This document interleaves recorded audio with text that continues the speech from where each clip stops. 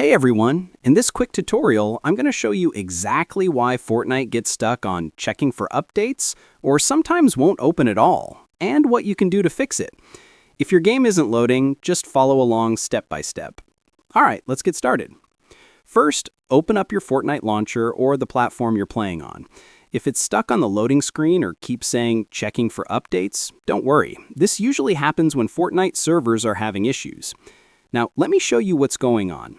Today, the server status chart shows a big spike, which means a lot of players are reporting problems at the same time. When those reports increase like this, it's almost always a server outage. That's why the game isn't opening for you. The problem isn't your device, it's Fortnite's servers. So what can you do? Since this is a server issue, there's no setting you can change on your end. The only solution is to wait a few minutes or sometimes up to an hour until the servers come back online. Once the servers are stable, the game will open normally again. If, after waiting, you're still experiencing the same issue, go ahead and leave a comment and I'll help you figure out what's going on.